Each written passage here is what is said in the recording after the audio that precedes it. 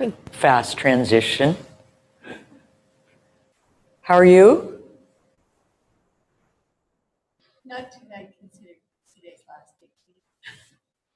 Not too bad considering yesterday's. Last 18 minutes. Well, Margaret can talk to you more about that later today. I'm going to let you lie down a bit, but she's all about gravity, so she doesn't believe in just letting people lie around the whole time. But I'll let her tell you that. Okay. All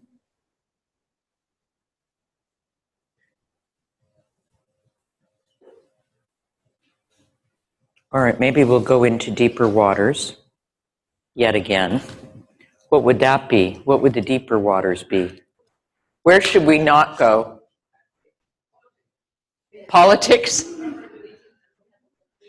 No, Glenn said he liked, never mind, I don't want to record it. And I don't want it. I do not even want the name on the recordings. No, the word will not pass my lips. But here's the thing. I mean, you're in Malaysia, so what do you really know, really? I mean, no. And I called you by the wrong name yesterday, and you didn't correct me. Did I? All right.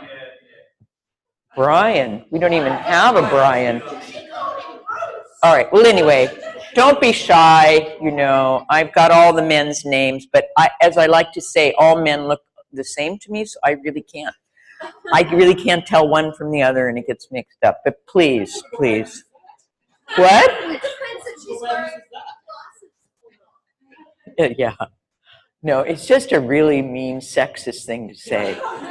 And I just say things like that to entertain myself. I'm sorry if you didn't like it, but anyway, no. You need a safe space. Yeah, well, I think you could go even further back then. Good. Yeah. No, I'm just teasing you. But no, please correct me. Don't be shy if I say mix your name up. Okay, so we're not going to talk about politics, but we are going to open our jaws. So probably you'd prefer politics. Okay. So let's play with it a little bit in sitting. And if you would just take a small dose of it, and then later a bigger dose. But first of all, if you go to your bottom of your ears and you massage along the upper part of your lower jaw a little bit so that you can feel it. And then what is the lower jaw? Where's the top? It's actually the chin, isn't it? But do we think of this as our jaw? Do we think of the chin as our jaw? No, we think of it as our chin, right? So with the help of your fingers, see if you could keep your breathing free. Yes. Open. I'm not supposed to demonstrate really, but in the Feldenkrais method, we don't demonstrate generally. And then take a hold of your chin with your fingers and open the lower jaw away from the upper jaw and back. Now, that's a funny sentence I just said. You're so used to just, you see, doing whatever the instruction is. But what is the upper jaw? What does it mean to take the lower jaw away from the upper jaw? Do you think of yourself as having an upper jaw? And what do you think of? And obviously it's the whole skull, right? So now we do something which is to differentiate the movement of the lower jaw from the upper jaw. So you take the lower jaw down, you open the mouth, and then you can put your hand on your forehead, fix your lower jaw, and move your skull away from it without moving the lower. Just take the whole skull away from the, might be something new for you. You're hiding behind, all right, I'll look the other ways. Okay, so there's all these muscles in between the upper and the lower, and many people, they don't open their mouth when they speak, and they don't, you see, I open my mouth a lot. I don't know if you noticed that, and I have a big mouth, you could say, and it gets me in trouble, but at any rate, but I open my mouth when I speak. So a lot of people speak like this, and they speak as if that the top could never go away from the bottom. And then you can hear when I speak like that, where all the sound now, well, first of all, just keeping that from moving, I actually had to even contract my abdomen to do that. So now, how much of my vocal, even with the microphone, you can't really understand me very well, right? So you can actually, when you speak, and I mean, I saw you didn't even, I mean, many people felt shy about the mumbling yesterday, right? So this upper and the lower can be differentiated, and maybe go and clarify the bottom part of the upper jaw, which would actually be, it's actually your teeth, it's your gums, isn't it? Coming in under the cheekbones, toward the nose.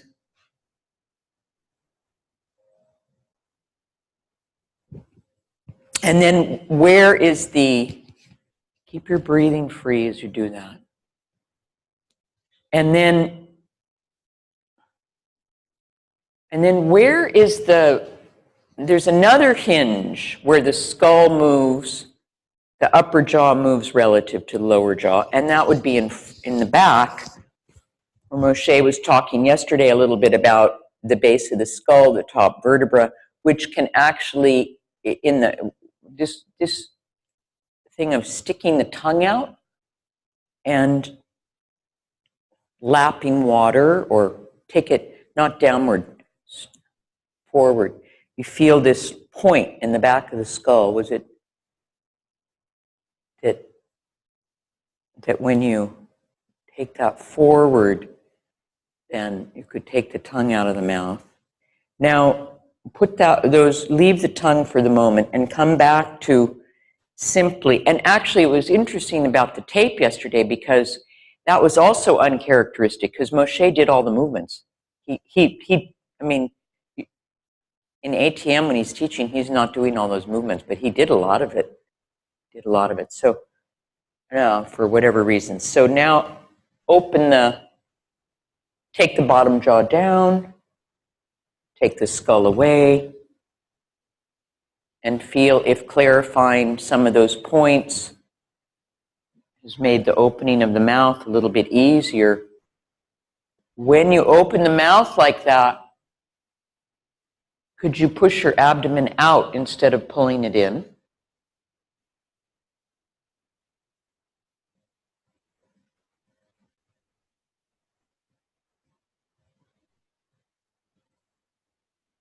What do you feel in your jaw do you feel around here if you allow the belly to push out?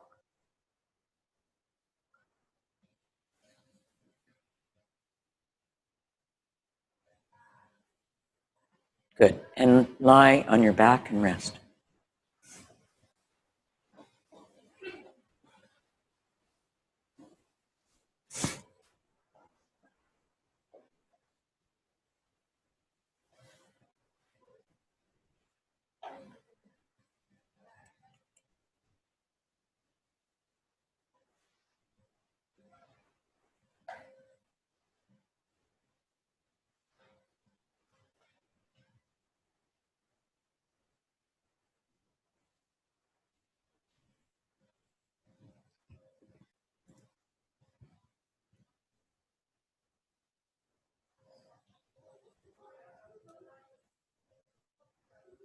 Listen to your breathing. Listen to what you sense in your face, space inside your mouth.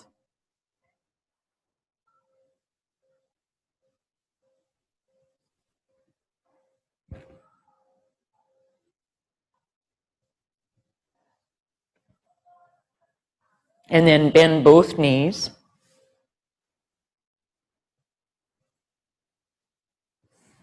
Put both arms in a bridge.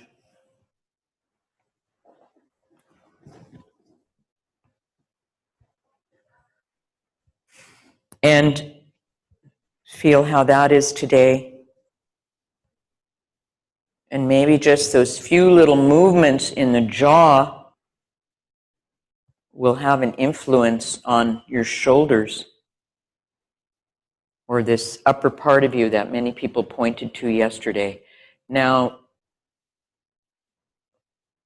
see if you could press your coccyx into the floor and stop, and then your lower back into the floor and stop, and the middle back into the floor and stop.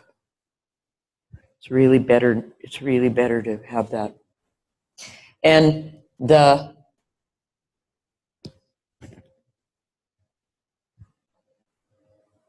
your shoulders into the floor and stop.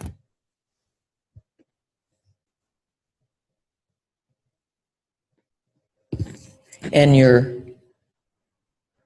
back of your head into the floor and stop.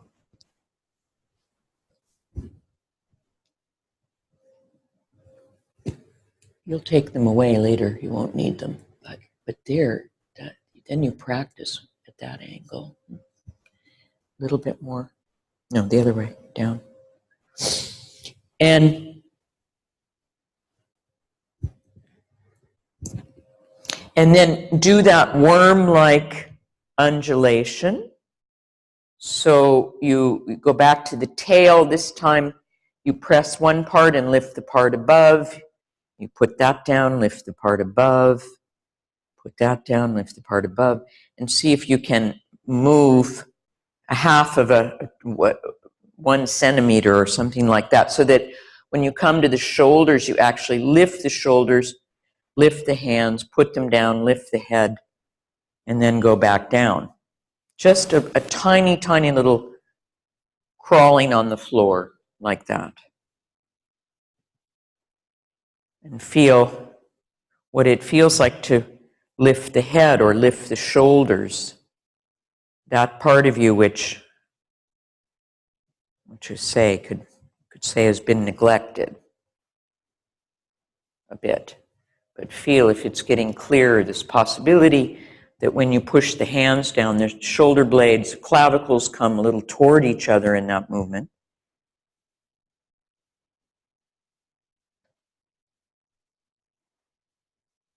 Now, stop a moment, but stay in this position. Keep your feet on the floor. The whole idea is that the feet help push, yeah. So now stay in that position and push your hands into the floor, lift the shoulders, lift the head, open the mouth, and take the tongue out a few times. It's very, very hard work for the neck to do this. So just you don't need to make it a big movement, but feel that when you lift the shoulders like that, when you lift the back of the head like that, what tends to happen in your abdomen? When you take the tongue out of the mouth, something happens across the lower part of your belly. Can you feel? Down into the pelvic floor. Your sphincters even, if you can feel that.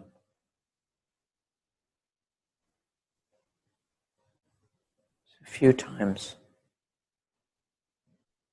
Okay, now just put the arms and legs down, rest a minute.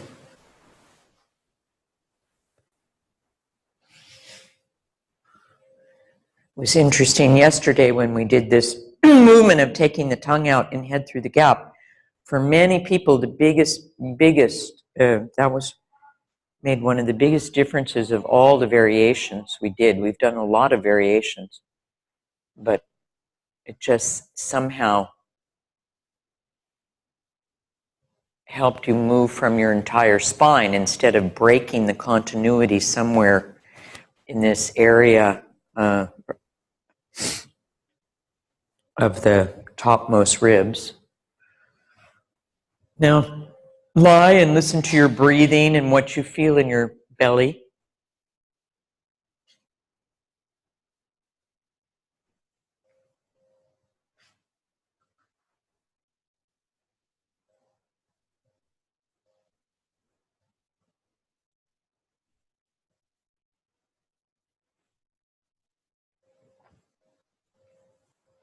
Put both feet standing, put both arms in a bridge.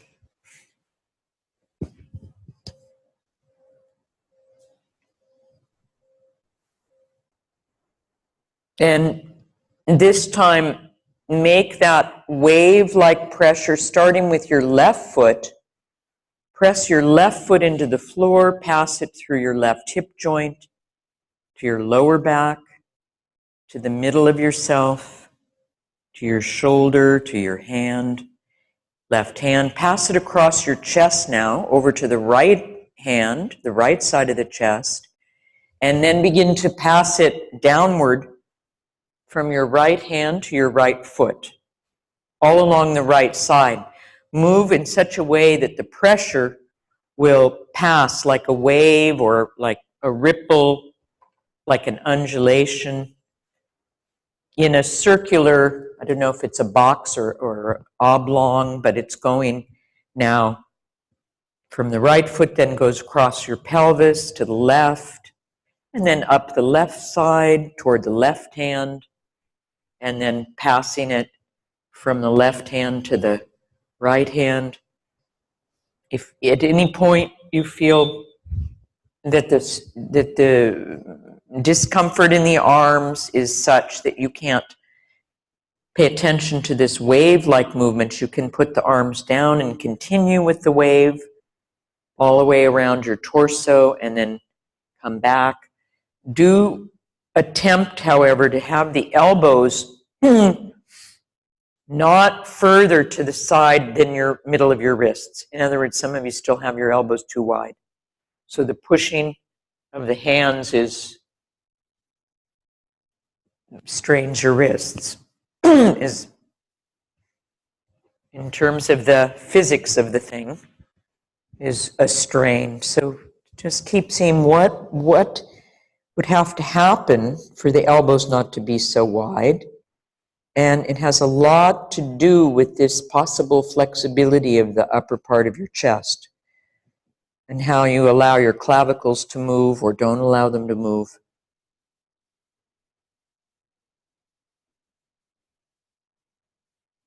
Now, reduce, as always, the effort. Go slow.